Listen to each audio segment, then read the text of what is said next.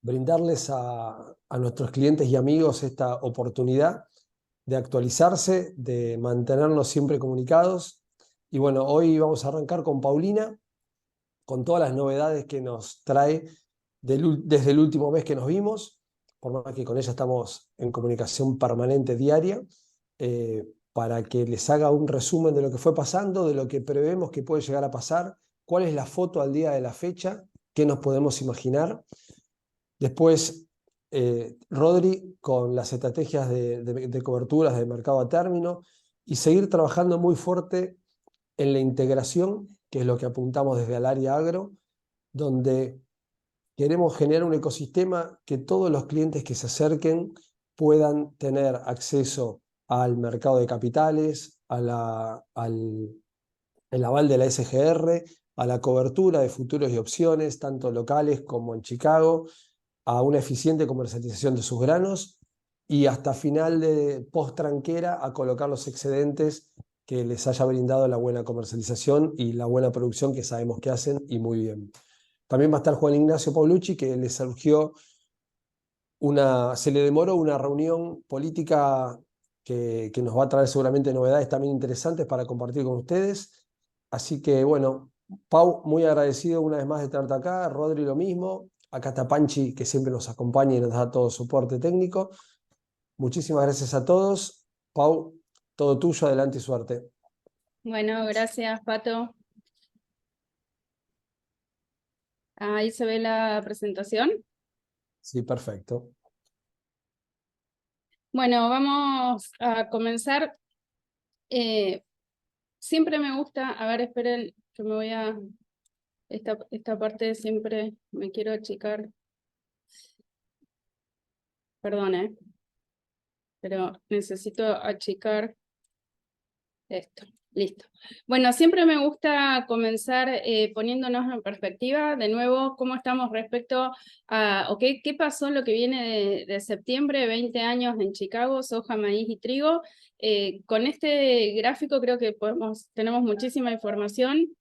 La soja también perdió esta vez y quizás después vamos a ver cada uno de los granos en particular, pero rápidamente podemos notar que lo que es maíz y trigo estamos muy cerca de los niveles pre-pandemia, o sea, entre el 2014 y el 2020, que quizás en charlas anteriores nos poníamos como pregunta si era posible que volviéramos a esos niveles. Bueno, ya estamos muy cerca en lo que es maíz y trigo en el mercado de Chicago como referencia. La soja todavía sigue con un comportamiento que podemos decir muy bueno, pero la gran pregunta es si la soja sola puede seguir con este comportamiento. Cuando vamos a específicamente porcentaje, ¿qué pasó este último mes? De nuevo, podemos sacar de conclusión soja, maíz y trigo, la menos perdedora, o sea, la que sigue con mejor comportamiento, pero perdió. De nuevo se repite que es la soja, y de nuevo el más perdedor es el trigo. Todo esto ocurre a pesar de que estamos con esta situación tan dramática en la región del Mar Negro. ¿Cómo sigue esto? Los principales elementos podemos decir que a nivel macro siguen siendo los mismos, no cambiaron en realidad respecto a la reunión pasada, así que rápidamente los comentamos como riesgo de posibles o que le pueden poner más presión a los precios en general de los commodities hoy. Tenemos que el mundo se debate si entra digamos, las primeras economías globales en una especie de recesión. Eso generó que el índice de dólar haya tenido un repunte que en general tiene un efecto bajista, en general digo, porque no está ocurriendo eso en este último tiempo. En general tiene un efecto bajista. China, su economía sigue sin reactivar, podemos decir que ya podemos pensar que no volvemos a esas tasas chinas de hace unos años prepandemia. Estamos en un nuevo orden, si queremos, de las economías globales, más allá de que cuando veamos en sus importaciones de granos y de carne y demás, sigue siendo muy activa. Creo que no hay que dejar de seguir toda la parte financiera respecto a China, en donde digamos, lo que es la crisis o la burbuja inmobiliaria sigue siendo rescatada por el gobierno, pero creo que hay que seguirlo muy de cerca, teniendo digamos, la referencia de lo que pasó en el 2008 con la crisis inmobiliaria en Estados Unidos. O sea, son elementos quizás de alerta que creo que hay que tenerlos en cuenta.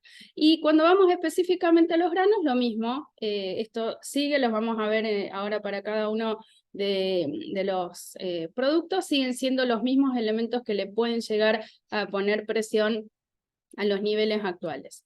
Por el lado contrario, ¿qué podemos pensar que le pueda poner soporte? Bueno, justamente ante el riesgo de que entremos en una especie, o que el mundo entre en una especie de recesión, que haya un final de aumento de tasas de interés en las principales economías, y seguimos viendo que cada vez que sale una noticia negativa respecto a la economía de China, vuelven a poner desde el gobierno estímulos para que esa economía reactive. Así que eso le puede dar algún soporte. Y cuando vamos a los granos, tenemos estos elementos que veíamos en los meses anteriores.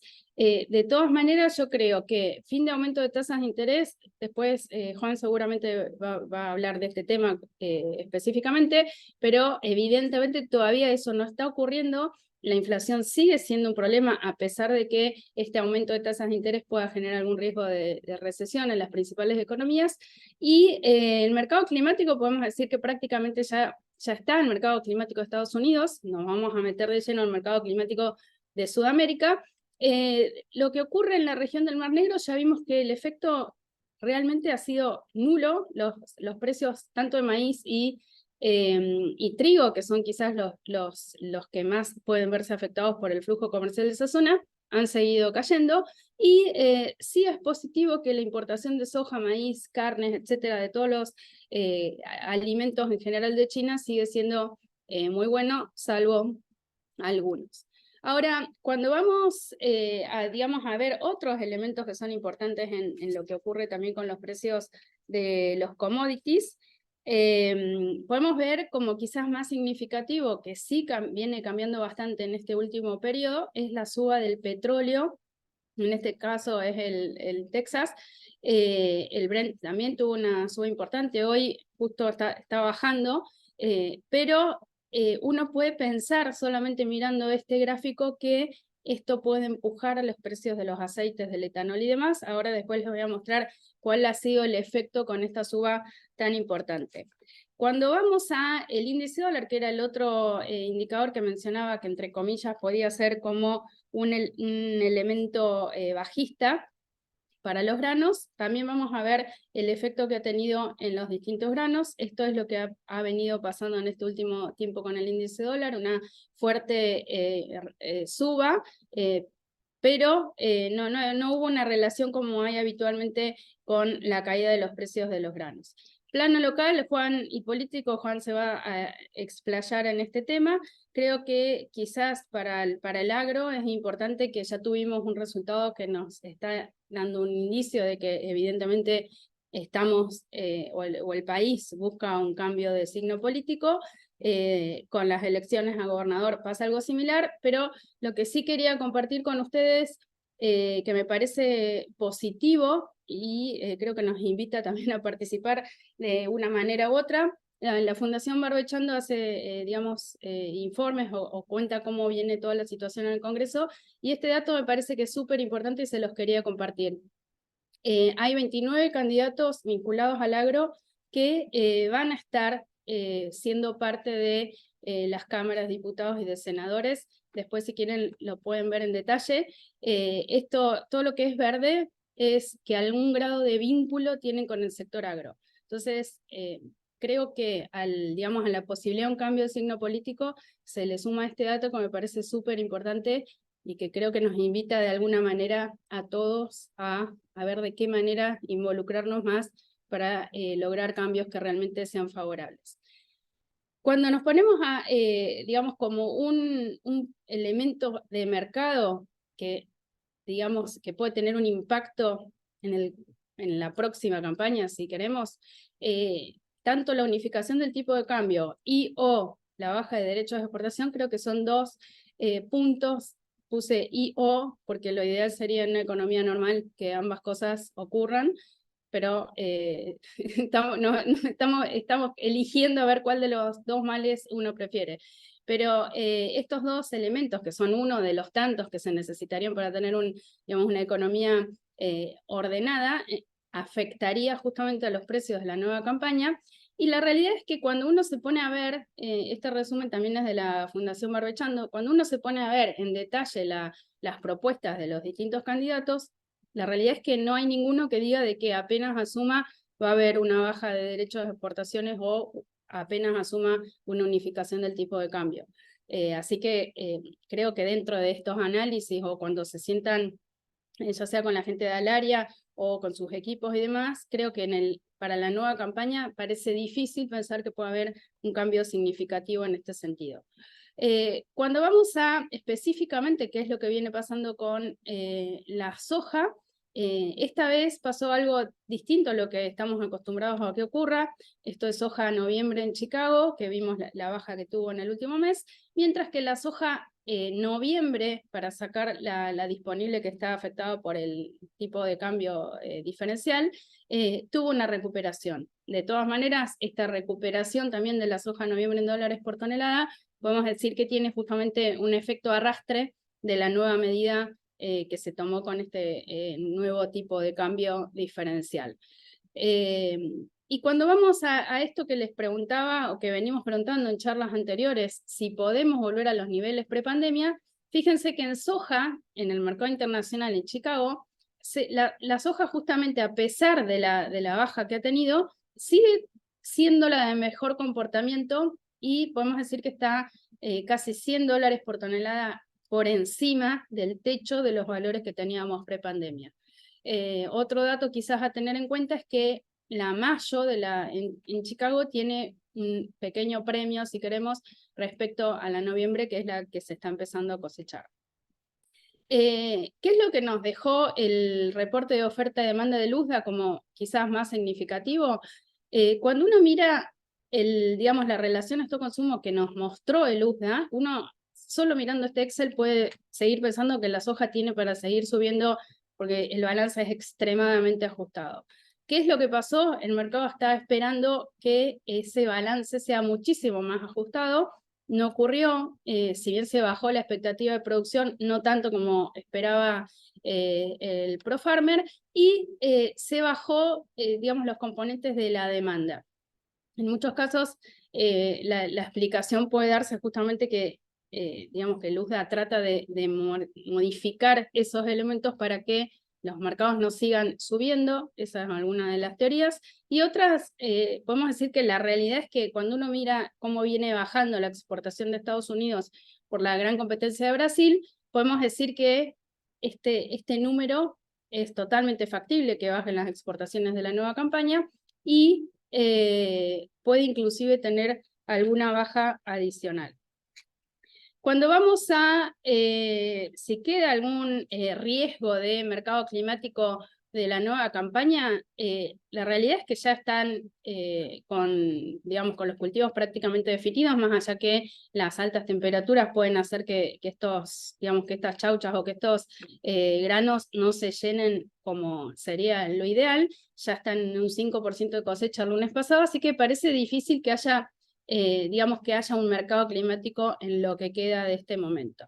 La buena noticia es lo que comentaba al principio: China, a pesar de su economía, sigue importando récord de soja en este caso, pero fíjense que digamos, el incremento, o sea, para la próxima campaña las expectativas es que baje levemente la importación de soja. Dato confirma eso de que el USDA justamente baja las expectativas de exportación de soja de Estados Unidos. Fíjense que estas son las exportaciones de Estados Unidos de soja en las distintas campañas, digamos a la misma fecha, en este caso del 7 de septiembre, y la 23-24 ya arranca con ventas de exportación casi un 34% menos que lo que había el año pasado a la misma altura. Entonces, sigue teniendo mucha competencia, principalmente por el lado de Brasil. Y acá era lo que les quería comentar. El petróleo subió, esto es en el último mes, Pero cuando uno mira el aceite de soja, fíjense que en el mismo periodo, con una suba de casi el 10% de los precios del petróleo, perdón, en el último año, el aceite de soja ha tenido una baja. Entonces, evidentemente, esa relación hoy no se está cumpliendo. Y cuando vamos a otra relación importante, la soja noviembre versus diciembre, maíz diciembre en este caso, también está en un nivel que podemos decir récord alto, que también en general tiende a acomodarse. Entonces, hay varios elementos que nos hacen pensar que la soja quizás pueda seguir el mismo camino que vienen siguiendo el maíz y el trigo. No me quiero extender, le quiero pasar el lugar a Rodrigo, pero otro indicador que también nos está mostrando que la soja está, vamos a decir, cara, es que el aceite de soja en Estados Unidos está teniendo, digamos, está totalmente caro respecto a las otras alternativas de aceites de soja y también respecto al aceite de palma en otros orígenes que habitualmente no tiene tanto premio como el que está teniendo ahora. La buena noticia, si queremos, para Estados Unidos es que aumenta el uso de ese aceite para transformarlo en biodiesel y esto creo que no podemos no mirarlo. Estamos entrando en una nueva campaña en la cual estamos hablando que entre los tres principales productores y exportadores de soja se espera una producción de casi 33 millones de toneladas más que la campaña pasada. Es verdad que todo esto, lo que es Argentina y Brasil, está por verse. Hoy nos parece casi imposible pensar que vamos a tener esta recuperación en la producción de soja, pero no podemos dejar de tenerlo presente. Nuestra esperanza, si queremos que los precios suban, principalmente para lo que es soja, es que las expectativas de un año niño en general pueden traer algo de falta de precipitaciones en algunas zonas productoras de Brasil, pero digamos que lo ideal sería no tomar decisiones en base a esperanza, sino a ver realmente qué es lo que pueda llegar a pasar. Las importaciones de China, que es lo que les comentaba recién, bajan para la nueva campaña, y podemos decir que es el resumen de la soja de la nueva campaña. Entramos en presión de cosecha de Estados Unidos, expectativas de mayor producción en Sudamérica, China quizás algo más tranquila, la soja quedó cara frente al resto, que es lo que comentábamos, y los alcistas entramos de lleno en un mercado climático de Sudamérica, que va a ser, yo creo, mucho más importante que el mercado climático de Estados Unidos, y Brasil, si bien está aumentando su producción y su exportación, también está haciendo todo lo posible para tener un mayor uso doméstico, y en ese caso puede competir menos en lo que es soja, quizás competirnos más en lo que es aceite de, harina de soja. Brasil sigue estando muy barato respecto a Estados Unidos. Nuestros valores Argentina, podemos decir que este es un valor FOB oficial, no es el real de mercado. Y pensando en la nueva campaña, para darle lugar a Rodrigo, tengamos en cuenta que hoy, si no hay un cambio en los derechos de exportación, que parece muy difícil que en soja sí haya, hoy el FAS teórico de la nueva soja de la 23-24 mayo está entre 296 con los valores que hay de mercado, o sea, internacional para mayo, entre 296 para lo que es cámara y 285 para lo que es fábrica. Entonces, es sumamente importante sentarse y ver de qué manera, más allá de que no llegan las lluvias, se puede poner pisos en esta situación. Rodrigo, te paso la posta, así nos contás de qué manera con todos estos elementos se puede tomar alguna cobertura. Dale, buen día a todos. Ahí arranco a proyectar. Cuando me confirmen que se ve, arranco. Sí se ve, Rodrigo. Bien, buenísimo. Vamos a arrancar con lo que es No, soja yo veo, mayo. ¿se ve la de Rodrigo? Sí, ahí está. Ahí está, Perfecto. bárbaro. Vamos a arrancar con lo que es soja mayo. Vamos a obviar soja noviembre porque ya estamos cerca del vencimiento. Vamos a ver lo que es una compra de put, teniendo en cuenta que el futuro ayer cerró en 345, un precio más que interesante haciendo foco en lo que comentó Paulina recién, de los precios FAS. En este caso estamos comprando un put de 3.28 con una prima de 10,70, una volatilidad de 17,5. Con esta estrategia le ponemos un piso de 317,30 porque le estamos restando la compra del put, la prima que estamos pagando. Esta estrategia, por supuesto, que no tiene techo, tal como nos muestra el gráfico, le ponemos el precio en 317,30 y va acompañando. Nuestra charla anterior, cuando hablábamos de esta posición, teníamos un futuro en 3.25, mucho más bajo, le poníamos un piso en 2.97,10, gastando $10,90. Pasando ya a un put sintético, una estrategia un poco de un riesgo medio, acá estamos vendiendo el futuro en 3.45, compramos un call de 368 a $9,70, acá tenemos diferencias máximas de $23, y le estamos poniendo un piso en 335,30 y acompañamos el mercado desde los 368. Y haciendo referencia a la charla anterior, teníamos el futuro en 3.25, teníamos un piso en 3.15, mucho más abajo, gastábamos $10 y acompañábamos desde los 348. Y pasando a una estrategia de un piso techo, una estrategia con un riesgo un poco más alta para los soja mayo, siempre teniendo en cuenta el futuro en 3.45, compramos el put de 3.40, pagando una prima de 15,80, vendiendo el call 3.84 con una prima de 5,10. Acá tenemos un costo de 10,70. Con la venta del call estamos reduciendo el costo de la compra del put. Y ponemos un piso en 3.29,30 y nuestro precio máximo de ventas de 3.73,30. Y en la charla anterior, digamos el futuro en 3.25, el piso en 3.61,80, gastando $10,20 y un techo en 3.61,80. Y haciendo referencia a lo que comentó Paulina de los precios de la soja en Chicago y lo que podía pasar si había un cambio político con respecto a lo que era el esquema de retenciones, también se pueden combinar productos, esto siempre dentro de lo que son los contratos que hay en MAT Barrofex, los contratos de soja CME, en este caso para lo que es soja abril, se puede armar una estrategia de un piso techo con opciones de soja Chicago, teniendo en cuenta que el futuro está en 4.9540.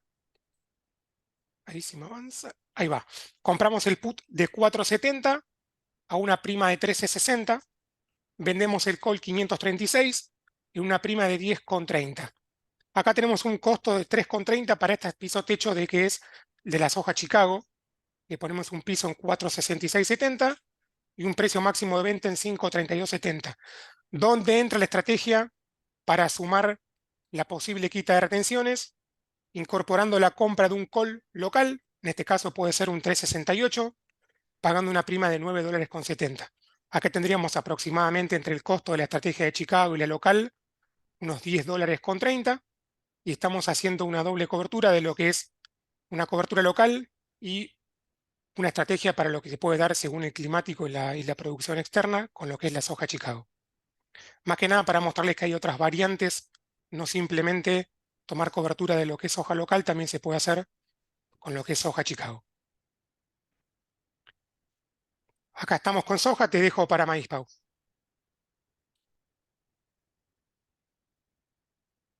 Bueno.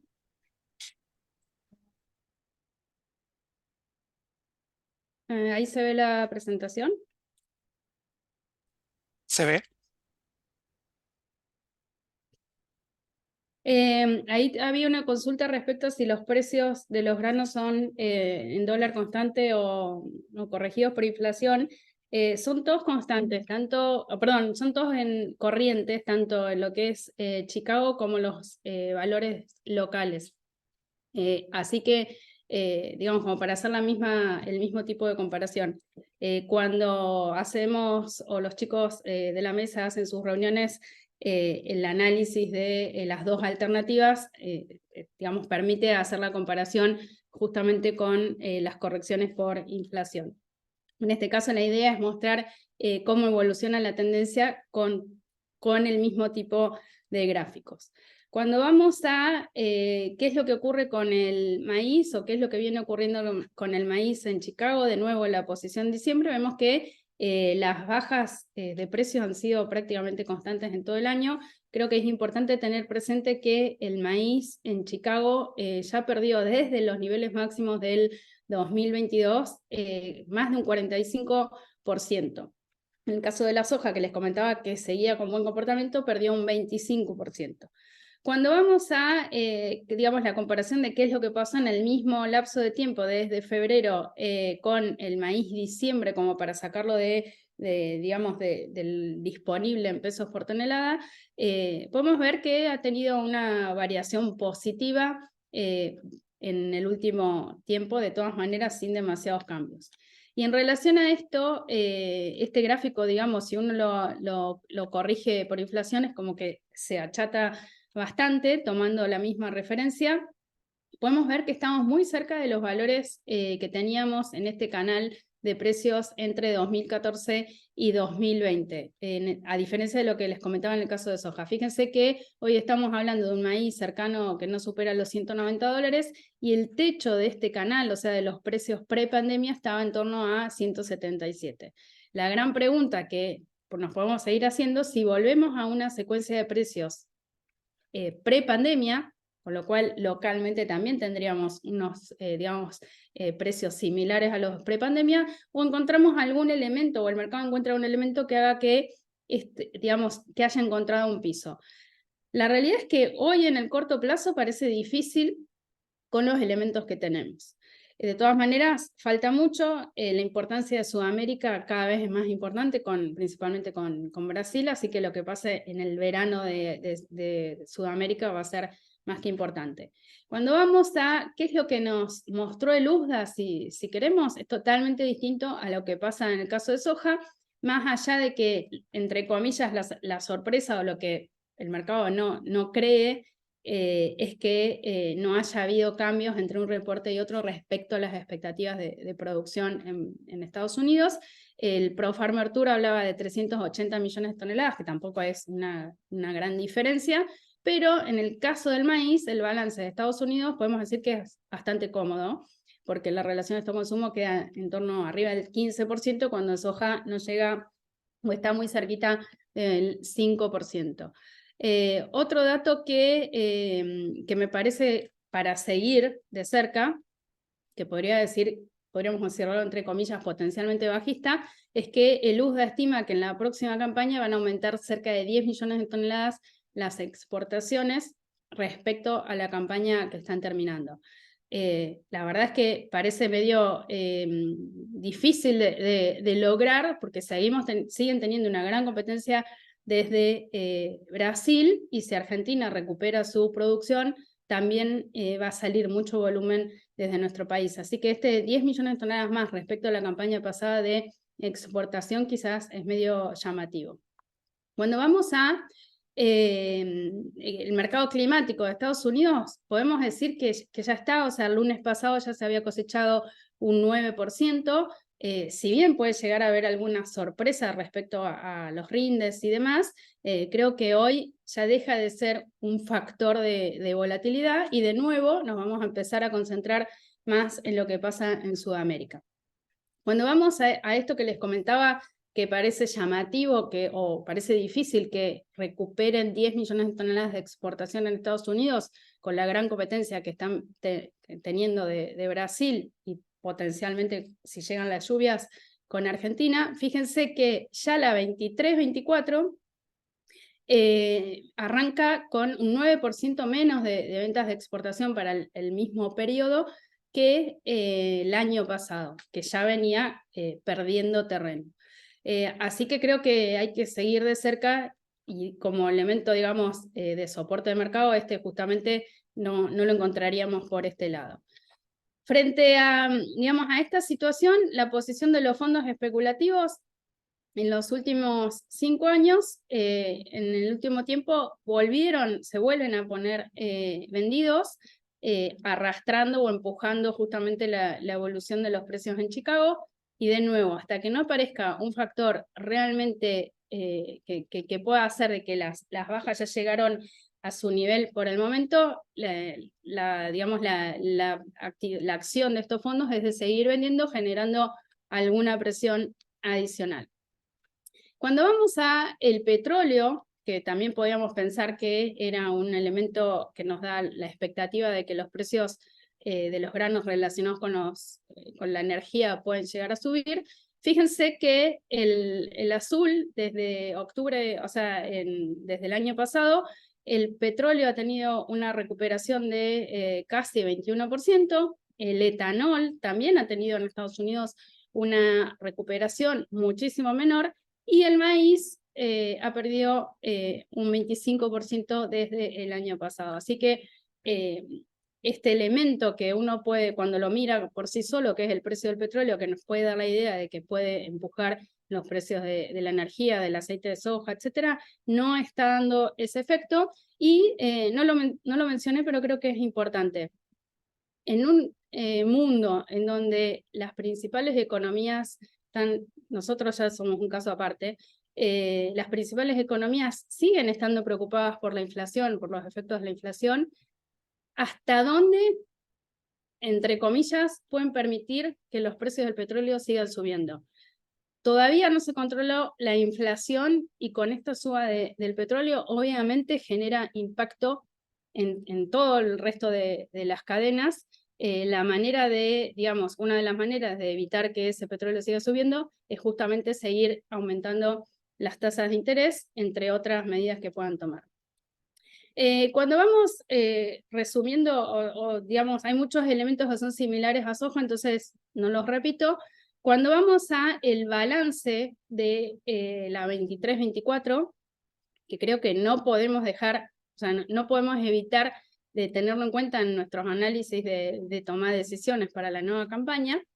En este caso, estos son las estimaciones de Luzda. Ahora salió la estimación de CONAB que baja mucho, digamos, esta expectativa de producción, la baja a cerca de 120, a 119, pero tomando los datos de Luzda, Brasil tendría una baja de producción después de esta super mega cosecha récord. Argentina, clima mediante, obviamente, que es lo que o sea, es fundamental hasta que no veamos que lleguen realmente las precipitaciones. Es difícil desde nuestros lugares pensar que vamos a tener esa fuerte recuperación, pero esto es lo que está tomando hoy el mercado. Bueno, y el incremento de producción de Estados Unidos podemos decir que ya está, más allá que haya alguna sorpresa cuando se avance más con la cosecha, estamos hablando de casi 30 millones de toneladas que están entrando en el circuito comercial hoy, y es de esperar que genere alguna presión adicional en los precios. Cuando vamos a Brasil, todavía están comercializando, o sea, recién terminan de cosechar todo lo que es la safriña, todavía están comercializando ese maíz, todavía siguen teniendo problemas logísticos de presión, etcétera.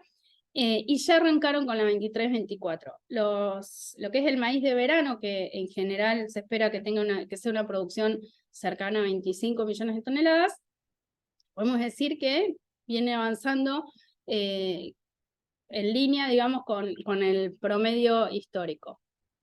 Y quizás este mapa es de Metsul, ha estado circulando en estos días, olas de calor en Brasil, en varias de las zonas productoras, y de nuevo, quizás este justamente es un factor de mercado que me imagino que vamos a empezar a tener como mercado climático bien marcado todo lo que pasa en Sudamérica. Por un lado no llegan las lluvias argentinas, y por el otro lado las expectativas de una gran producción en Brasil, entre comillas, empiezan con, por lo menos con volatilidad en los precios. De todas maneras, creo que tampoco hay que dejar de perder de vista, en el caso de soja no hice el comentario, que ya también empezaron a sembrar, inclusive antes de la fecha o sea, adelantaron la fecha a la cual se les permite sembrar, y muchos retrasos que se observan es porque están teniendo exceso de lluvias en la zona sur. Y de nuevo, habitualmente esos retrasos en la siembra por excesos de lluvia finalmente se transforman en buenos rindes. Falta mucho, pero creo que no hay que dejar de tenerlo en cuenta. Cuando vamos digamos, al plano local, digamos, lo que ya se negoció de maíz se viene embarcando, viene saliendo, y entonces la posición de buques a embarcar se va achicando, y entonces todas las oportunidades puntuales de negocio que pueden aparecer también en cierta forma pueden ir reduciéndose a medida que eso va saliendo como mercadería. Cuando vamos a el resumen de maíz, como para no hacerlo tan largo como en el caso de soja, como bajistas creo que toda la presión de cosecha que arranca ya, que ya está arrancando en Estados Unidos, parece difícil que no genere alguna baja adicional. Brasil, la producción se espera que tenga una corrección, pero estamos hablando de niveles de producción extremadamente altos. Es importante que tengamos claro que gran parte de esa producción es maíz, es la safriña, que compite directamente con nuestros maíces tardíos. Tenemos la mala suerte, si queremos, que en las zonas en las cuales se podían hacer maíces tempranos, no llovió, entonces esos maíces que quizás estaban planificados en la rotación para agarrar mejores precios y demás, no se están pudiendo sembrar, así que creo que las estrategias comerciales son mucho más importantes ahora, sabiendo que localmente vamos a tener probablemente más maíz tardío, y que tenemos esa gran competencia desde Brasil totalmente instalada. Argentina, ¿recuperamos la producción? Ojalá que sí, lluvias mediante. Y como positivo de soporte, podemos decir que China sigue importando, se espera que importe 5 millones más, el mercado climático, que seguramente va a ser muy activo, y Brasil, así como incrementa su expectativa viene creciendo en producción tanto de soja como de maíz, también está incrementando su capacidad para transformar maíz en etanol. Así que bueno, eso, entre comillas, nos puede dejar algo de mercado de exportación liberado. ¿Puede haber algún cambio de derechos de exportación para la 23-24? Lo que les comentaba al principio.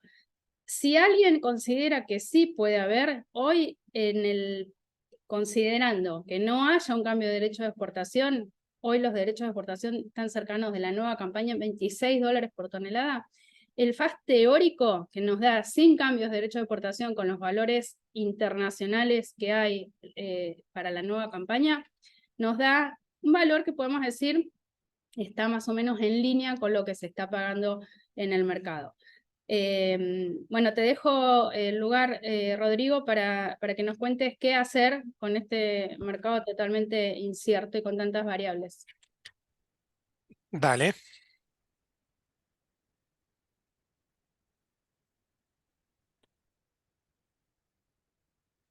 Arranco. Vamos con lo que es estrategias para maíz abril y también incorporamos maíz julio. En este caso, vamos con un put sintético. Venta de futuro en 189, que fue lo que cerró la posición de maíz abril ayer. Comprando un call de 208, pagando una prima de $6, una volatilidad del 24%.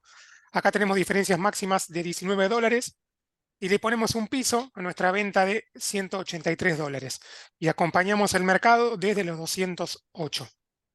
En la charla anterior teníamos un futuro en 176.50, un poco más bajo, teníamos un piso en 169.60, gastando $6.90 y acompañábamos en los 192. Ya entrando en lo que es mayo-julio, otra posición también líquida dentro de lo que es MATBA-ROFEX, tenemos la estrategia de la compra de un put, teniendo en cuenta que el futuro ayer cerró en 173.50, compramos un put de 156, pagando una prima de $6.30, una volatilidad del 23,5. Acá le ponemos un piso de 149.70 y por supuesto que esta estrategia no lleva techo y no tenemos para comparar con la charla anterior porque lo estamos incorporando recién ahora a lo que es el mayo-julio. Y también sumamos una estrategia de piso-techo que nos parece interesante, teniendo en cuenta que el futuro cerró en 173.50, compramos un put de 164 a $9.30 de prima, vendemos un call 208 a 3,10 y nos queda un costo de $6.20. Y acá le ponemos un piso en 157,80 y un precio máximo de venta de 201,80. Estas son las tres estrategias que trajimos para lo que es maíz. Te dejo, Pau, para hacer el cierre con trigo.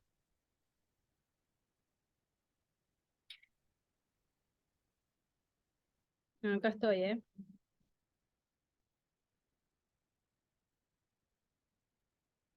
Bueno, ahí se ve. Perfecto. Voy achicando los tiempos en cada grano. Pero bueno, el concepto general sigue siendo el mismo. En el caso del trigo, podemos ver que perdió prácticamente, bueno, siguió perdiendo. O sea, realmente uno cuando mira lo que está pasando en el mundo, mira lo que pasa en Rusia y Ucrania, se pregunta o se imagina que es imposible que sigan bajando los precios internacionales. Bueno, han seguido bajando. ¿Qué es lo que pasó con nuestro trigo de diciembre? Ha tenido una recuperación, podemos decir, desde julio, pero nunca dejemos de tener en cuenta que estamos hablando de, estamos lejos de los valores de los trigos de 2,70 que veíamos a comienzo de año. Entonces, nos podemos preguntar, o sea, cuando hacemos la comparación de los 3 granos, la soja en Chicago bajó casi un 25% desde los máximos del 22, el maíz cerca del 45%, y el trigo bajó un 60%, y la realidad es que sigue bajando. Entonces, podemos decir, ¿ya tocó los mínimos por ahora? Bueno, por un lado tenemos el hemisferio norte, que es el que digamos, aporta un 80% de la producción a nivel global, ya está definido, ya cosechado, ya en realidad empiezan las nuevas siembras, y ahora nos concentramos en el hemisferio sur. Entonces, quizás ahí hay alguna, entre comillas, posibilidad de que hayamos encontrado un piso. Es incierto el flujo comercial en el Mar Negro, pero la realidad es que a pesar de eso, seguimos viendo que el mercado no solo no tracciona, sino que sigue cayendo. O sea, la realidad es que sigue saliendo trigo. Ahora vamos a ver los valores del trigo ruso. Brasil se propuso ser autosuficiente. Este año se espera tener una producción algo mayor a la del año pasado. Va a seguir siendo nuestro importador, pero creo que como país tenemos que tenerlo totalmente en claro, y como productores quizás también para tener en cuenta, digamos, a qué tipo de trigo o ser más eficientes en la producción, o qué tipo de trigo producir para, digamos, seguir siendo oferentes en el caso de Brasil. Argentina, la verdad que la situación, podemos decir que es lamentable, porque de nuevo comenzamos una campaña con expectativas de un incremento más que importante de producción. Eso no está ocurriendo. Primero hubo una reducción en el área sembrada y después en las expectativas de rinde. Así que bueno, las expectativas de producción siguen bajando. En este caso, cuando nos posicionamos pensando en la nueva campaña, digamos, en un país normal, una caída en la producción nos puede hacer pensar que los precios tienen que subir. Acá va a ser fundamental el resultado de las elecciones en un mercado como el que venimos viviendo prácticamente en los últimos 4 años. Cuando hay una baja en la oferta, automáticamente hay una intervención del gobierno para que esa baja en la oferta no genere suba de precios. Entonces, es fundamental ver qué es lo que pasa o qué ocurre con los resultados de las elecciones. Cuando vamos a el otro gran jugador del hemisferio sur, Australia, pensemos que el año pasado la producción de Australia estuvo en 39 millones de toneladas. Este año Luzda empezó hablando de 29. Desde Australia estiman que no va a llegar a 25 millones de toneladas. Entonces, podemos decir que el hemisferio sur, empezando, digamos, el partido de qué es lo que pasa en el hemisferio sur, puede quizás ponerle un soporte a los precios internacionales del trigo. Pero cuando vamos a qué es lo que pasa en el mercado internacional y por qué no repunta, la realidad es que Rusia ha tenido una excelente producción y sigue ofertando su trigo súper barato, que es el más barato, y o sea, hay una gran cantidad de compradores que pueden acceder a ese trigo. Contra esos valores es casi imposible competir. O sea, lleva a todo el resto a valores también bajos para poder competir. ¿Qué es lo que viene pasando en estos últimos días? Si bien no se llegó a un acuerdo entre Rusia y Ucrania para, digamos, hacer ese corredor seguro de granos, Ucrania, por su cuenta, definió un corredor que ya empezaron digamos, a pasar barcos cargados con granos, y entonces eso le puso un poco más de presión a los precios internacionales. En el plano local, la realidad es que este es el mapa de agua útil en el perfil. Hoy podemos decir, ya queda totalmente claro que estamos en una situación totalmente distinta en la parte este del país que centro-oeste, totalmente distinta, muy dramática digamos, en gran parte de la zona productora. No llegan las precipitaciones, no hay reposición de agua en el perfil, afectan no solamente el trigo, sino las expectativas de toda la gruesa. El mes pasado, esta era la situación en la charla anterior. Podemos decir que mejoró un poco en el este, pero empeoró justamente toda digamos, la franja centro-oeste. Y cuando nos posicionamos respecto al año pasado, de nuevo, una mala noticia, o sea, estamos inclusive peor que el arranque de la campaña pasada, que fue muy mal. ¿Puede haber cambios en los derechos de exportación para la 23-24?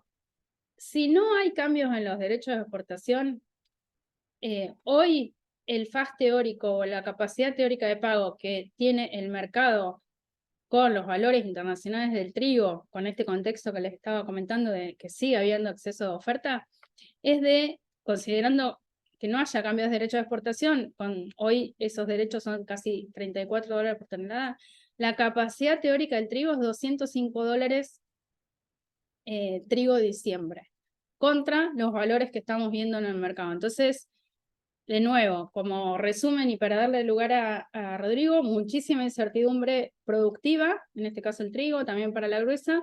En el caso de soja y trigo, los valores capacidad teórica están muy por debajo de lo que se está pagando en el mercado, pero tenemos esta gran incertidumbre climática, así que es fundamental ver justamente todas las estrategias que se puedan utilizar para poner pisos sin correr el riesgo de que no exista después esa mercadería.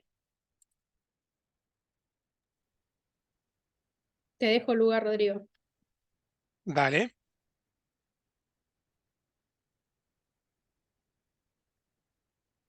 Ahí estamos.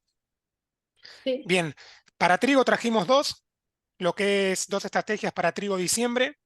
En este caso, una compra de un put, teniendo en cuenta que el futuro cerró en 2.33 ayer.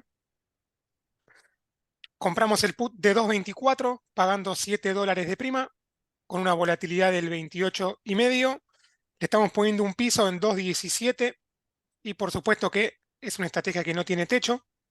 En la charla anterior teníamos el futuro 50 centavos abajo, 2.3250. Teníamos un piso en 2.13,70, mucho más abajo, gastando $8,30. Pasamos a la última estrategia de trigo, que es un put sintético. Acá vamos a tenerle un piso un poco más alto. Vendemos el futuro en 2.33, compramos el call 2.44 a $7. Tenemos diferencias máximas de $11. El piso acá lo tenemos en 226. Acompañamos el mercado desde los 244. Y haciendo una comparación con la charla anterior, teníamos un piso en 224.50, gastando $8 y acompañábamos el mercado desde los 248.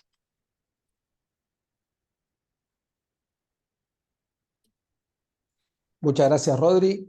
Muchas gracias, Pau. Ahora continuamos con Juan Ignacio, que nos va a traer todas su visión económica de Empiria Consultores y nos va a tratar de, no te penees, Juan, no te penees, no hay mucho, y nos va a arrimar su visión para esta etapa que se viene tan importante, la visión política electoral y cómo sigue la economía, dónde invertir, dónde poder resguardar los ahorros y las inversiones para las empresas. Todo tuyo, Juaní. Gracias, Pato. Voy a obviar el comentario que hiciste. Bueno, gracias como siempre, a la gente del área por la invitación. Siempre es un gusto estar acá con ustedes. La verdad es que desde la última reunión que tuvieron, en su momento la tuvieron con Pablo, porque yo no pude estar. Obviamente ya teníamos el resultado de las elecciones ya dado, o sea, ya sabíamos que la elección finalmente había sido una elección de 3/3 y no una elección de dos partidos que polarizaban. y una tercera fuerza incipiente con menos del 20%, sino que en realidad había sido 3/3 con, como siempre sucede después de las elecciones, algunos candidatos que tienen más momentum, como le decimos nosotros, que otros. O sea, generalmente eh, si uno acá, la gente de la sala es futbolera, hay 3 equipos que compiten por ganar el campeonato y hay 3 puntos de diferencia, cualquiera puede ganar. El problema es que, por supuesto, hay equipos que juegan mejores que otros y tienen más chances de salir campeones que otros. Entonces, con este resultado hay que empezar a pensar cómo nos acercamos hacia las elecciones, en dónde nos posicionamos, qué es lo que nos conviene hacer y cómo tenemos que enfrentar la volatilidad de los próximos meses que se vienen. Por supuesto, de corto plazo la economía va a ser muy volátil. Vamos a tener brecha cambiaria, inflación de 2 dígitos, por lo menos entre agosto y septiembre. Agosto ya conocimos que fue 12,4%, septiembre que fue en torno al 13%, pobreza alta y la transición electoral va a ser realmente complicada porque hay muchos pesos, hay configuraciones políticas que pueden darse, que pueden generar vacíos de poder que hay que atravesar a nuestro juicio cubierto y estando protegido en términos de pesos. Y después está el horizonte más de mediano plazo, que puede ser el segundo semestre, a partir del segundo semestre de 2024, que ahí vamos a tener que pensar ya muy a largo plazo y no es algo que nos competa tanto en esta reunión, donde siempre estamos tratando de ver cómo cubrimos nuestras posiciones relativamente de manera más eficiente. La economía preelectoral era frágil, ahora el gobierno administra escasez. Devaluaste, tenés un nuevo piso de inflación, el desembolso del FMI llegó, te eliminó un problema de corto plazo, pero no te solucionó nada estructuralmente hablando, y tenés una recesión en curso con distintos manotazos de lado del gobierno para tratar de llegar a las elecciones con mayores chances. Esos manotazos son la suba del mínimo imponible de ganancias, el nuevo dólar soja. Digo, hay algunas cositas que ahí el gobierno fue haciendo para tratar de llegar a las elecciones de manera calma y que implican tienen implicancias, perdón, para el manejo de la cartera. ¿Está bien? No vamos a ponernos a hablar acá de cada plan de gobierno, porque creo que a ustedes no les sirve. Por supuesto que si después quieren preguntar, yo no tengo ningún problema en detenerme en esta slide, pero principalmente creemos que hay 3 planes. 2 planes van para el lado correcto, uno no, pero uno de esos planes tiene serios riesgos de implementación. El primer candidato con más chances es, por supuesto, Javier Milei de La Libertad Avanza, donde se propone un ajuste del gasto realmente impracticable, no desde el punto de vista ni siquiera social, sino desde el punto de vista financiero. O sea, no hay 15 puntos de gasto para bajar. Y creemos que en ese caso el gobierno debería, en caso de que gane La Libertad Avanza, debería implementar, digo, un estudio más consistente de las cuentas públicas para ajustar el déficit primario. Obviamente que el déficit se ajusta por las buenas o por las malas. Bien, en la hiper de 89 se ajustó por las malas. Entonces, probablemente ese escenario sea mucho más disruptivo que un escenario de ajuste ordenado como puede ser el de Juntos por el Cambio. Después tenemos de vuelta, a nuestro juicio hay riesgo de hiper en el escenario de Milei por una cuestión esencial que es, ayer volvió a repetir que buscaría dolarizar con bonos que realmente no valen lo que dicen que vale. Entonces, para dolarizar, si no tenés dólares, tenés muchos pesos, tenés una sola manera de hacerlo, que es licuando. Esa licuación te genera una aceleración muy fuerte en la inflación, que puede derivar hasta en una hiper, y esa hiper te ayuda después a hacer el ajuste fiscal y el ajuste monetario, si se quiere, porque realmente después no queda nada, después es tierra arrasada, y después a partir de ahí uno podría empezar a crecer ya incluso hasta sin cepo, sin nada, porque bueno, de vuelta, se licuaron todos los pesos y con los pocos dólares que hay se alcanzó algún tipo de equilibrio en un nivel de dólar que por ahí estamos hablando de 3.000 o 4.000 al oficial. ¿Está bien? Después hay otro escenario un poco más estable, que es el de Juntos por el Cambio, con un equipo con más consistencia, con un equipo con más experiencia, que lograría alcanzar el equilibrio fiscal primario el primer año, reduciendo el financiamiento monetario con un salto en el tipo de cambio, pero más controlado, que la brecha vaya bajando parsimoniosamente y no de manera brusca ni con una hiperinflación en el medio. Las chances de éxito de Juntos por el Cambio también no son 100, es decir, hay riesgos de implementación, pero hay un equipo que creemos que está pensando de manera más consistente el balance entre fiscal, monetario y lo cambiario. Después está el último candidato que también tiene chances de sumarse al balotaje, es decir, que es el candidato del Frente de Todos, de Unión por la Patria ahora, que es Sergio Massa, que para nosotros es más de lo mismo, también una continuidad de lo actual y nada significativamente distinto. Hago este paréntesis y hago esta aclaración porque me parece importante empezar a contar un poco qué economía se viene en los próximos meses. El desembolso del fondo te dio un alivio transitorio del lado de los flujos porque te dijo, mirá, te doy la plata que necesitas para pagarme a mí y para pagarle a todos los que le pediste prestados, para pagarme a mí en julio y en junio, pero no mucho más. Es decir, el fondo te desembolsó para que le pagues. Punto. Después ahora tenés que pagarle el 31 de octubre y el 1 de noviembre y ya con el fondo no hay más riesgo de default por ahora. De acá a las elecciones puede pasar cualquier cosa. Faltan 4 semanas y media y aún así puede pasar de todo. Pero por ahora el problema con el fondo se solucionó con los desembolsos eh, del fondo en agosto, después de la devaluación. Después de esa devaluación vino la selección de la inflación. Tengan en cuenta, y esto para los presupuestos personales, para los presupuestos a los proveedores, etcétera, que vamos a tener inflación de 2 dígitos por lo menos en septiembre y probablemente en octubre también. Agosto, perdón, fue 12,4%. Después de eso, el Ministerio de Economía empieza a informar la inflación semanal, una cosa a nuestro juicio peligrosa, porque digo, desde el punto de vista oficial e institucional, informar la inflación semanal es acortar los plazos de horizontes de los agentes, de todos los inversores, mercados, consumidores, etcétera. Pasar de mensual a semanal es peligroso, pero el objetivo comunicacional es mostrar que la inflación está bajando, que la inflación semanalmente está bajando. El problema es cuando la inflación semanalmente suba, si pasa algo, si sube la brecha, si hay riesgo político, lo que sea, si eso te genera una situación de inflación semanal, hay que ver si lo siguen publicando o lo dejan de publicar. Pero, digo, por el momento, quédense con el dato que vamos a tener inflación de 2 dígitos, agosto y septiembre seguro. O sea, una inflación que va a correr al 320% anualizado. Producto, obviamente, del rápido traslado a precios que tuvo la devaluación. Es decir, miren dónde estábamos antes de la devaluación en términos de competitividad del país, que es el puntito que ven acá, ¿sí? Y miren dónde estamos hoy. Nos fuimos 22 puntos más arriba, ni bien se devaluó, ya estamos 15 puntos más arriba y probablemente para las elecciones de octubre lleguemos al mismo nivel que el que estaba antes del salto devaluatorio. O sea, en 2 meses te consumiste toda la devaluación. Es probablemente la devaluación más catastrófica de la que se tenga registro, por lo menos desde el estallido de la convertibilidad hasta hoy. ¿Está bien?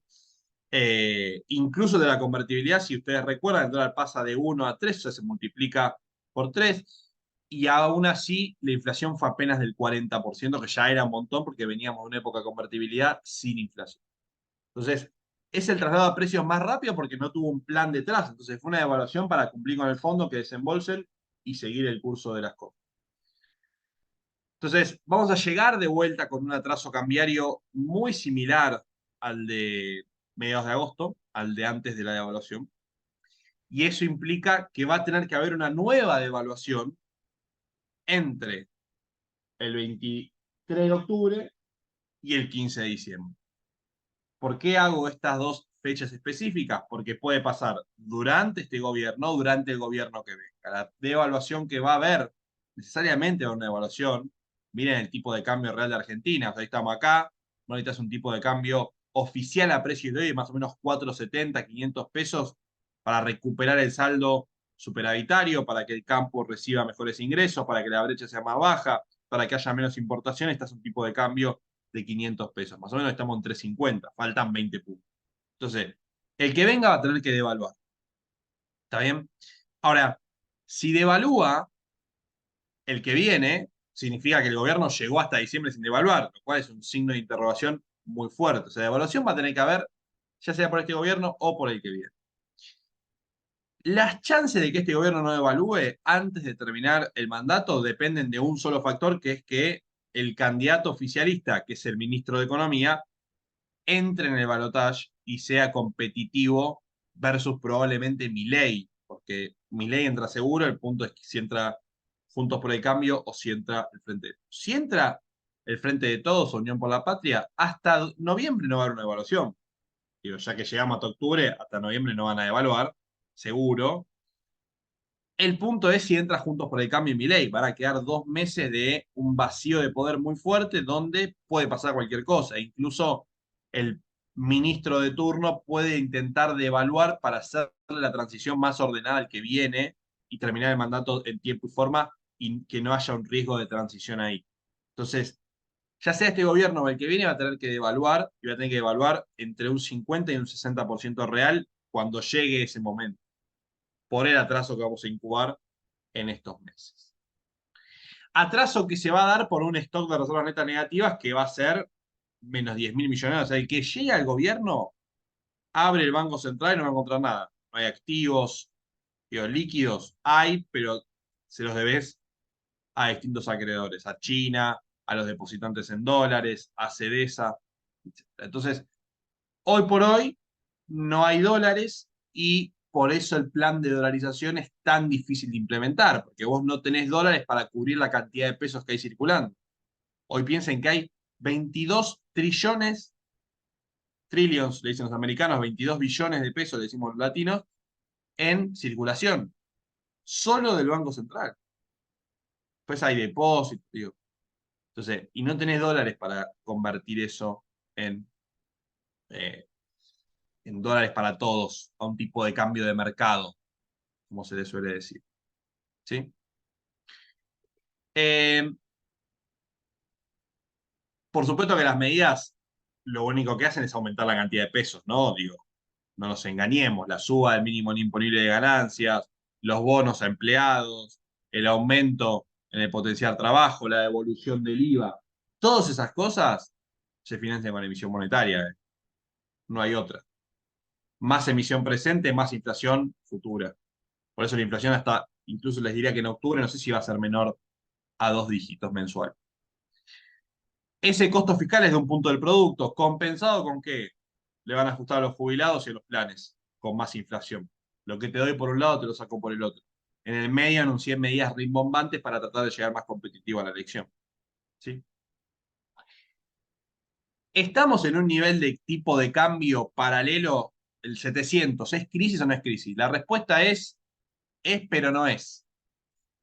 Hubo 3 momentos en este gobierno que el tipo de cambio contado con liqui fue más alto que lo que es hoy. Cuando salió Batakis y entró Massa, salió Guzmán, entró Batakis, salió Batakis, entró Massa, ahí el tipo de cambio fue un poquito más alto que hoy. Cuando se amagó al defaultearlo al fondo, también fue un poquito más alto que hoy. Y cuando salimos de la pandemia en octubre de 2020, también fue más alto que hoy. ¿Cuánto más alto que hoy? 100 pesos más. O sea que todavía puede ser un 15% más alto y todavía no ser un tipo de cambio de mucha crisis. Ahora, si lo comparamos contra el tipo de cambio que había en la salida de convertibilidad, estamos ahí. Tipo de cambio muy parecido al que hubo con el estallido de la convertibilidad. Entonces acá hay para decir 2 cosas. Una, no tenemos 5 presidentes en una semana, no tenemos muertos en las calles, no tenemos sangre en las calles. Es un tipo de cambio realmente alto para la economía argentina. O sea, el 700 de hoy no puede durar mucho. La brecha de 100 de acá a un año no existe más. Te lo firmo yo. La brecha del 100% de acá a un año no existe más. Ahora, ese camino es recontrasinuoso y recontravolátil. Puede pasar que el tipo de cambio de acá 3 meses sea el de la hiper, que a precios de hoy sería un 2.400 pesos, o puede pasar que converjamos ordenadamente. Entonces, cualquiera de esos 2 escenarios pueden pasar. Entonces, desde la perspectiva del manejo de carteras, ¿qué es lo más eficiente de hacer? Entrar hedgeado contra la brecha, cubierto contra la brecha a las elecciones. ¿Por qué? Porque puede ser que la paguen caro 700, pero la pueden pagar, les puede salir muy caro que la brecha se vaya a 2.400. Entonces, entren cubierto. Ahora vamos a desarrollar un poquito más esta idea, pero digo, como mensaje principal, está cara la brecha recontra. Tendría que ser 500 el tipo de cambio. Ahora, de acá hasta marzo del 2024 puede pasar cualquier cosa. La brecha puede ser 2.500, o sea, la brecha puede ser del 1000% versus el oficial, o puede ser algo inferior. ¿Está bien?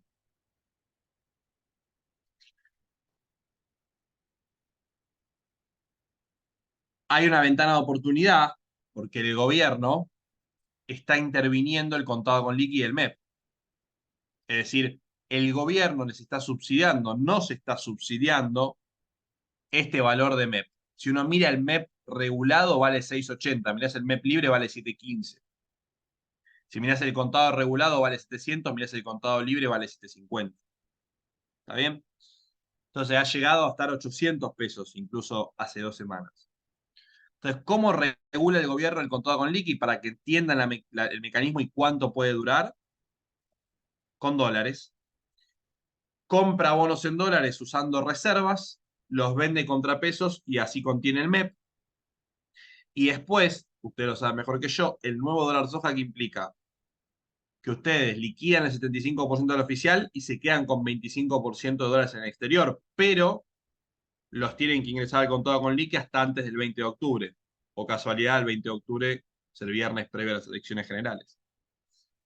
Entonces, ¿cuánto puede durar esta calma? Y primera semana de octubre, después de la primera semana de octubre y el 20 de octubre, vamos a ver cuánto dura, porque el gobierno no tiene reservas, porque el dólar soja, por lo que me dicen, además de que se termina legalmente el 30 de septiembre, por lo que me cuentan la gente del sector, todo lo que liquidan y todos los dólares que se hacen los liquidan rápido al contado con liqui, o sea, no especulan, sino que los liquidan rápido al contado con liqui, porque el gobierno obviamente pide colaboración, entonces ese flujo hoy quedan más o menos 1.000 millones de dólares por liquidar, un poquito menos 700, lo cual son menos de 200 palos para el contado con liqui, pero ese flujo debería ir reduciéndose de a poco. Entonces, entre primera semana de octubre y las elecciones va a haber tensión en el contado con liqui, va a haber presión en el contado con liqui. Puede ser que el gobierno decida, como lo hizo en la previa de las PASO, vender 100 palos por día, puede ser que vendan 100 palos por día. Ahora, por el momento están vendiendo 30, porque tienen la ayuda del contado, porque todavía, digamos, hay algo de carry que se está haciendo, o sea, hay mucha gente comprando deuda en pesos para hacer carry en dólares. Y de alguna forma, eso es lo que esperamos para las elecciones, ¿no? Tensión en el mercado de dólar paralelo. No esperaría para aquellos que estén obligados, si es que hay alguien en el público que está obligado a estar en pesos, no esperaría un problema con la deuda en pesos, por lo menos hasta diciembre. Hasta el cambio de mandato, creo que el gobierno no tiene ningún problema en emitir para pagar. Fue lo que hizo desde que arrancó el año, emitir a través del Banco Central para pagar la deuda en pesos. Digo, ahí se aprovecha el cepo en el caso de los bancos y los fondos comunes de inversión y por la otra vía emite para darle salida a los privados que no quieren estar más colocados en pesos, entonces aumenta la deuda en manos del Banco Central y del FGS, que es el Fondo de Garantía y Sustentabilidad que corresponde al ANSES. Entonces, de la deuda en pesos, y eso más como estrategia de inversión, el problema este año no va a haber, puede ser que haya el que viene, si te miran el gráfico de acá, hay una torre de vencimientos importante, más o menos 8 puntos del producto vencen el año que viene en términos de deuda en pesos, ahí puede haber un riesgo, y ese riesgo hace que la curva de pesos de 2024, entre 2024 y 2025 haya estado registrando ventas significativas en las últimas semanas y rescates desde las PASO hasta hoy.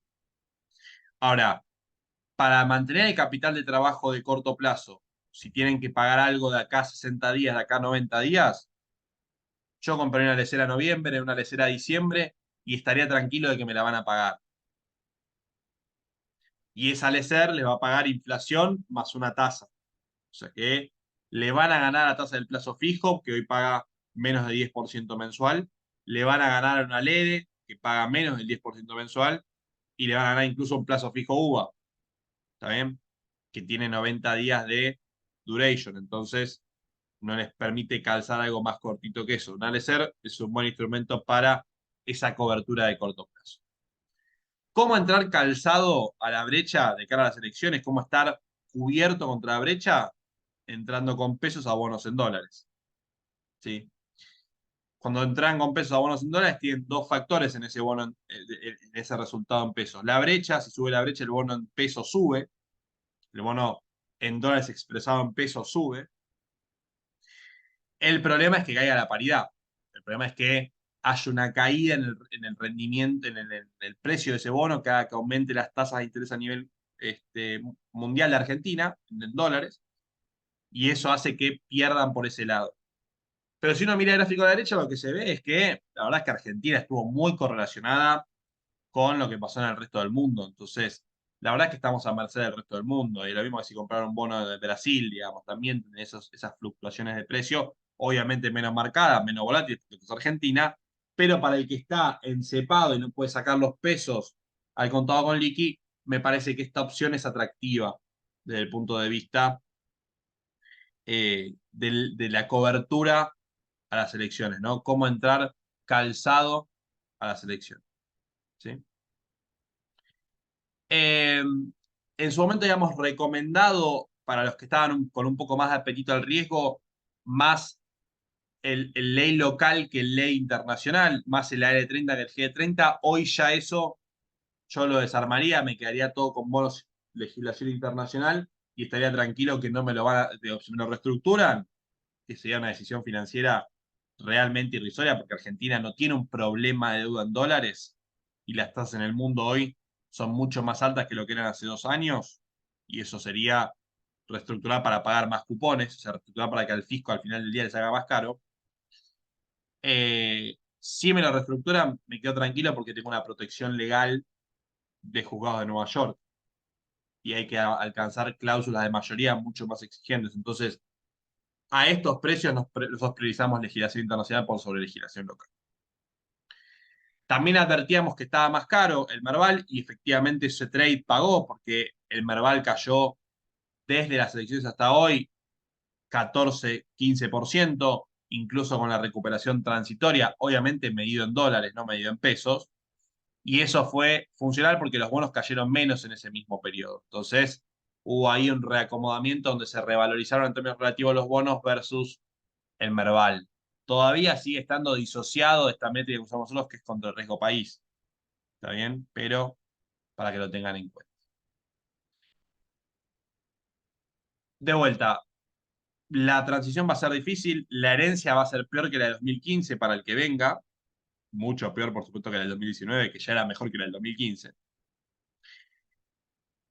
Y cuando uno hace las cuentas, el tipo de cambio de dolarización, la verdad es que nos parece súper alto. Entonces, también tiene ahí un riesgo sobre la dolarización que está latente, que no lo mencioné del todo, pero bueno, la mejor forma de cubrirse ante una dolarización es tener cosas en dólares. Así que, digo, bonos, soja, o dólares constantes y sonantes es la mejor estrategia para cubrirse una dolarización eventual a un tipo de cambio más alto que la actual.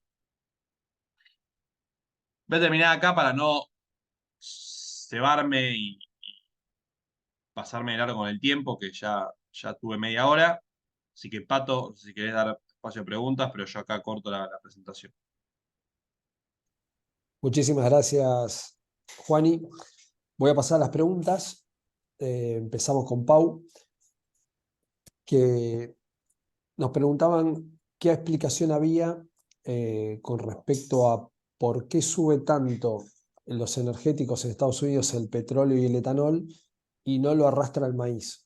Dicen, las fábricas de etanol están haciendo buenos márgenes y no vemos que la demanda impacte en el precio.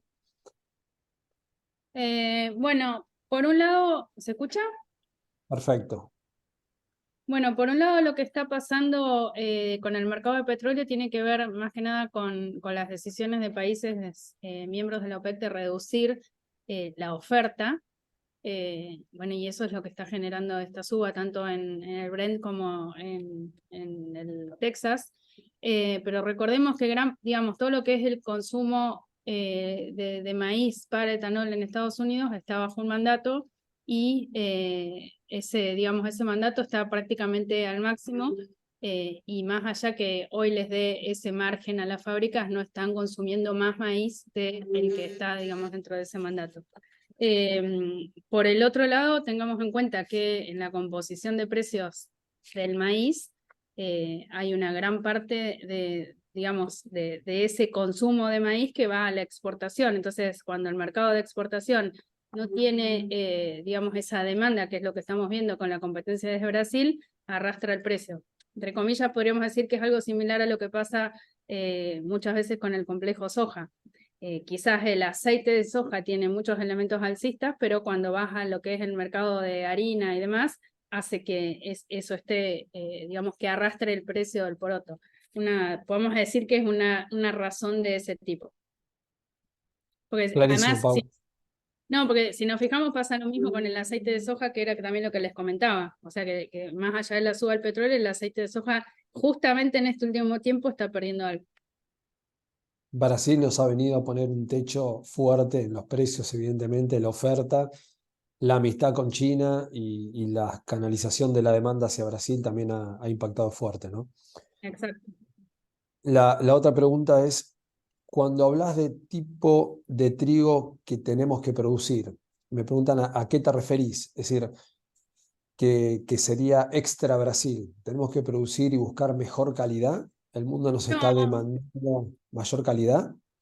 quizás a lo que me refería es que, digamos, si Brasil tiene el objetivo de ser autosuficiente, yo creo que lo va a lograr, como viene logrando todos los objetivos que se ponen con políticas de largo plazo.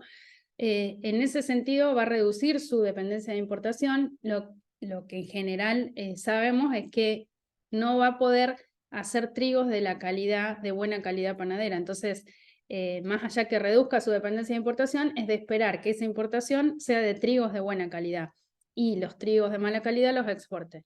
Entonces, quizás mi comentario iba a ser, digamos, como país, deben buscar concentrarse en trigos de mejor calidad para que no perdamos ese comprador principal que es Brasil, que tiene muchas ventajas desde digamos, desde la cercanía, de que es parte del Mercosur y demás. A eso quizás iba apuntado mi comentario. Excelente, muchas gracias. Juani, ayer en distintos medios indicaban que el índice mayorista había dado 18,7, que analizado es un 680%, y la consulta es cuánta importancia le das a este dato en función a tu proyección de inflación de 2 dígitos en los próximos meses. No, el dato es relevante, totalmente estoy de acuerdo. Ahí hay que tener en cuenta que el índice de precios mayoristas tiene un componente muy alto de transable, o sea, bienes que se importan y que se exportan. Entonces, cuando hay una devaluación, sufre mucho ese índice en términos de aumento, pero es la diferencia más grande entre el mayorista y la inflación minorista que se ve desde agosto del 2019. Dicho eso, le doy relevancia, lo que digo es que está más atado a la devaluación, por eso el tipo de cambio sube 20,21 y el mayorista sube 18, o sea, tiene que ver con eso, pero obviamente que es un dato relevante desde ya. Bárbaro. Otra consulta es, dado los distintos planes que fue articulando el gobierno, ¿no? Con dólar soja, dólar agro, dólar, esta última edición, y la creación de la cuenta chacarero, ¿qué dudas te genera el capital invertido de nuestros clientes en esa cuenta chacarero? ¿Te sentís cómodo de cara a las elecciones? ¿Pensarías en alguna estrategia de ir achicando ese riesgo? ¿Le ves un riesgo a algún posible susto o todavía no? No, riesgos, a ver, hay que estar cubiertos contra eso. Me parece que los chacareros tienen la opción de las letras que ajustan por dólar link. Esa es una opción que es interesante porque es un instrumento dólar link que está mucho más barato que en el mercado. Entonces hay que aprovecharlo. También hay que estar cubierto de brecha y hay que ir balanceando esos riesgos, pero hoy no estaría tan cómodo estando en un instrumento en pesos o con pesos ahí remanentes que no sé, que queden ociosos. Trataría de cubrirme contra esos riesgos de suba en la brecha, suba en el tipo de cambio oficial. Y en ese sentido me parece que esas dos estrategias que mencioné son como las más eficientes para hacer esa cobertura. Excelente, muchísimas gracias. Bueno, y a modo de resumen y tratar de poner arriba de la mesa un poco estas excelentes exposiciones, eh, arranco por Pau. Estamos viendo que los principales commodities que producimos están en niveles de prepandemia. En el caso del trigo y del maíz, son los que más baja han sufrido. En el caso de la soja todavía estamos en niveles altos. Chicago no bajó tanto. Ahí hay una oportunidad. Lo atamos con las estrategias de cobertura en Chicago que pasó Rodrigo, de poner un piso y techo, previendo que a lo mejor estas bajas terminen llegando. Estamos viendo que los principales drivers hoy son la tasa en Estados Unidos y la tasa en Europa, que siguen altas, un problema de inflación a nivel mundial que no se solucionó. Es decir, que nos imaginamos un contexto de una financiación todavía cara. Los países que se dedican a comprar principalmente materias primas no deberían apurarse si ven que arriba de la góndola hay mucho producto o hay la promesa de mucho producto. El hemisferio norte ya estaría definido en cuanto a producción. Ahora podemos empezar a sufrir algo de presión de cosecha, y el hemisferio sur es la incógnita y hay que ver qué pasa. Hay una promesa grande de que las producciones van a estar siendo las históricas. Lo cierto es que todos nuestros clientes lo saben muy bien. Sigue sin llover como nos gustaría, las napas no se recuperan o están muy abajo. Hay en algunos lugares humedad superficial para arrancar la siembra, pero en otros estamos lejísimos de poder avanzar.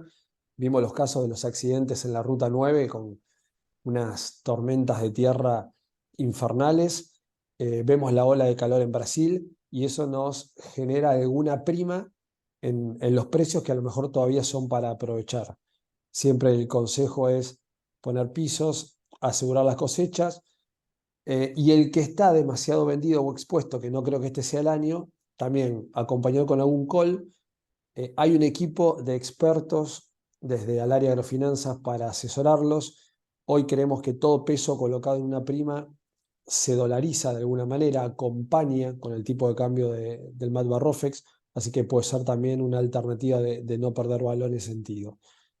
En el caso de, yendo un poquito a precios, la soja en el mercado a término todavía tiene un valor muy por arriba del margen que nos da la capacidad teórica de pago, lo que da el FOB, ¿no? Ustedes saben que cuando se compone el precio que nos llega a nosotros, todo surge de un FOB, de una demanda FOB. Esa demanda hoy está por debajo de los valores que nos está dando el mercado a término. Esto se da por las distorsiones que ha tenido el mercado con estos planes del gobierno, y por un poco de expectativas. Entonces, son buenos valores todavía para cubrir. No quiero decir que no vayan a haber mejores, pero sí con estrategias combinadas como nos presentaba Rodrigo, se podría hacer una estrategia interesante. En el caso del trigo pasa lo mismo. Paulina mencionó, los niveles de capacidad teórica de pago están rondando los $205 y en el término del diciembre vale 230. Es sustancial. Por más que se venga achicando un poco la expectativa de cosecha, creo que es un margen muy grande como para contemplarlo. Nos estamos a lo mejor quedando con los valores históricos que vimos, atípicos. Capaz que nos tenemos que pensar en cómo cubrir un poco estos valores que todavía existen y acompañar en caso de que vuelva a subir con alguna cobertura de la suba. El maíz estaría más parejo, sería el que menos distorsión tiene. Y en el caso del resumen de Juan, y que a lo mejor se me hace un poco más difícil, pero estamos viendo un planteo de una inflación de 2 dígitos de acá a los próximos meses o de acá a fin de año, con un anualizado de alrededor de 320%, una brecha amplísima, pero que calcula que no va a mantenerse así, por lo menos el próximo, de acá a un año. Con una pobreza del 40%, nos plantea que el gobierno que viene va a tener un desafío enorme. En esos escenarios, el planteo es que el plan de Milei de dolarizar es inconsistente desde lo técnico, es difícil de llevar a cabo, y que una frase que me quedó firme es que el déficit se ajusta o por las buenas o por las malas. En las malas mencionaste la hiperinflación del 89, así que atentos a esos. Esa hiperinflación podría licuar estas deudas y sería a lo mejor un método. En el caso de Juntos por el Cambio es un plan de más equilibrio, de una reducción del gasto más atemperada, y un poquito más, más lógica, por decirlo de alguna manera. Y en el caso de Massa sería un plan de más de lo mismo, de seguir emitiendo, refinanciando con organismos locales. Espera una devaluación inevitable entre el 23 de octubre y diciembre, que tiene que rondar entre el 50 y el 60% en términos reales. Un tipo de cambio de equilibrio hoy tendría que estar rondando los 500 pesos. Y por supuesto que de acá al próximo gobierno hay que sumarle la inflación que tengamos. Así que el número puede estar mucho más grande. Que el contado con liqui y el dólar MEP están todavía medio atenuados por el gobierno, es decir, están financiados de alguna manera, que tiene el contado con liqui un 15% de posibilidad todavía de suba. Las reservas con las que se va a encontrar el próximo gobierno van a rondar a los 10.000 millones negativos, y que esta calma que estamos viviendo va a durar hasta la primera semana de octubre. Ahí hay un montón de interrogantes todavía para resolver. La recomendación es entrar cubierto a este proceso que viene, no confiarnos en la calma que estamos transitando. La cobertura que recomienda Juani para capital de trabajo de acá a diciembre es las LECER noviembre y diciembre. Cubrir la brecha comprando bonos con pesos, pero que coticen en dólares. Y pasar los que tengan instrumentos en ley local a ley Nueva York por las dudas, porque hoy prácticamente no tiene costo. Eh, Así que ese sería el resumen que hago. Si me equivoco o si me faltó algo, los escucho. Y aprovecho para contarles que desde el área agro estamos muy contentos por poder darles estas charlas, por poder tener esta cantidad de público que nos escuche y nos acompaña. Estamos viendo que este ecosistema que se está formando está siendo altamente eficiente. Estamos instrumentando y acercando a nuestros clientes un montón de alternativas para integrar lo financiero con la economía real. Los invitamos a que consulten con sus operadores de todos los días, que no se queden con dudas, que tengan las carpetas en la SGR abiertas. Las oportunidades hoy duran poco, aparecen y son canitas voladoras, aparecen, desaparecen. Hay muy buenos negocios para hacer. Hemos encontrado las últimas semanas que los mayores negocios que se hacían era vender el producto que a lo mejor uno vendería en el disponible, venderlo a diciembre, descontar un cheque, y eso le daba en el caso del maíz hasta un 24% de margen extra. Y eso era integrar la SGR, que nos da un aval para poder venderle a agronegocios un producto en pesos a diciembre y descontar un cheque y cobrarlo ahora. Nos encanta saber que hay un montón de clientes que están realizando sus sueños a través de estos instrumentos, que están generando inversiones infernales con el aval del SGR, con créditos a 7 años para ampliar y mejorar las instalaciones en los tambos, para hacer plantas o mejorar la capacidad de sus plantas. Y todo esto se puede hacer integrando el ecosistema. Estamos para eso, los esperamos, no dejen de consultar cualquier duda que tengan. Desde ya, muchísimas gracias, Pau, por acompañarnos siempre. Juani, Rodri, Panchi, es un gusto estar en este equipo y quedamos siempre a la espera de sus consultas. Si alguno quiere Gracias. aportar algo más. Bueno, entonces muchísimas gracias. Será hasta la próxima. Gracias. Chao, Chao. Pato. Chao, Pau. Chau, Chao, muchachos. Rodri.